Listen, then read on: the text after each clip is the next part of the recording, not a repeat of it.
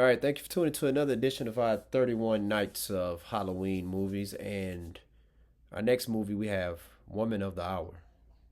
Woman of the Hour. I wasn't aware of this movie until about a week ago, and I decided to watch it, and I liked it. Starring Anna Kendricks and Daniel Zavato. Now, I'm gonna be honest with you. I did not know who this young man was prior to watching this movie, but after looking at this young man's catalog, I think this young man might be um, a potential scream king. We got a lot of these scream queens and stuff, but this dude here, I consider this movie a horror movie, a scary movie. He was in The Pope's Exorcist, It Follows, Don't Breathe, and in Penny Dreadful, City of Angels. Oh, and he was in Fear of the Walking Dead. Now I've seen Fear of the Walking Dead. I don't remember him in there. I'm gonna have to go back and see where he was in there. I seen It Follows. I'm gonna cover that movie as well. And I saw Don't Breathe. I don't remember him in that movie, unless he was one of the ones who broke in Stephen Lang's house, maybe. But I have to go back and see that. But I have not seen The Pope's Exorcist. I'm gonna have to check that out. And I have not seen The Penny Dreadful City of Angels. But hey, man, his performance was brilliant. Like very very creepy. And what makes this movie to me a scary movie and a horror movie is that it's real. It's real. Now, I'm from my understanding, it's based on a real story. I'm gonna have to go back and research, do some and see uh, how much of it was true or did they change anything in the movie? Because a lot of times whenever they're doing these biopics or anything that's based on a true story, they change things and they may over exaggerate certain things to make what's the word I'm looking for, to make it more sometimes entertaining, but sometimes fit as a movie. Because sometimes, hey, most of the time, real life doesn't make sense like a movie. But this movie here, like, you don't find out why. Like, if you're one of his victims, you don't know what's his motivation. He's just doing this thing, and he has a way of charming these women, and it's scary because when I watched when you first see his character, you kind of think of him as kind of like a hippie stoner or something like that. But that's why you can't prejudge anything, because somebody who's a murderer or a killer, they can look like a serial killer. They can look like anybody. You know what I'm saying? Somebody that just blends in. It could be anybody. And he didn't wear a mask. Dude was very very bold. The premise of this movie is that what I'm talking about his character is that Anna Kendrick's her character. She's a struggling actress in Hollywood, trying to catch a break, and she gets on this dating show. Now, on the dating show, one of the three gentlemen is the guy that's been murdering all these women, right? You would think somebody who had murdered all these women, you wouldn't think he would have the mitigated gall to get up on stage on a public show like that, but he did.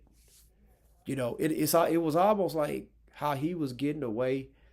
It reminded me of if you ever watched the movie Frailty, and in the movie Frailty, you know the the the person who we see as a killer, you know, he was apparently doing God's work, and because he was doing God's work, he was never caught because God was looking out after him. That was part of the premise of the movie. So in this movie here, it's like, why is it taking them so long to catch this dude? I'm not getting it. Um, but it was a lot of very tense moments in that movie, very scary. And when I watched this movie, I mean, it takes place in like the 70s. So we're in an era where there is no cell phones. Hell, I didn't even see a payphone. I'm pretty sure they had payphones back then, I believe. But you're on a date with someone, and or what you think is a date, and then all of a sudden, bam, unexpectedly, the element of surprise. They never saw him coming. He had a way of charming and talking to these ladies to where he could let they're able to trust him, and they would let their guards down, and then bam. So that he was very deceptive, man, very deceptive, very devilish, man. But this movie here, like these scenes, it when I'm watching it, it makes me think about my wife, makes me think about my daughter, makes me think about my mom, grandma, aunties, cousins, everybody, and all that stuff. Just of anybody in general, especially a woman who's like in a situation where there is no help or just not being strong enough to get the person off you. But it kind of reminds me of like Buffalo Bill in in Silence of the Lambs. I mean, it's had a little bit of Mickey. You know what? He kind of reminds me of Joe from You. You ever watch that show? You? I love that show. He reminds me of him a bit. Had a little bit of those elements mixture with him. But yeah, this is a brilliant movie, man. This here is more like some real life horror stuff, real life, because it's like some of the stuff that you see in here, you think, man, this can't be. This is something you would see in a fictional movie, even though this movie is fictional, but it's based off some true elements. Now, what we do know is that it is truthful that in real life he was on the dating show. So that, but and this is Anna Kendrick's directorial debut. I thought she did a brilliant job, man. I mean, shoot, shout out to Anna Kendricks, man. Real good actress, man. Love her in the Pitch Perfect movie, and I think my favorite movie that she was in is what was it called? Up, not up, Up in the Air. So her, George Clooney. Yeah, I really liked her in that movie.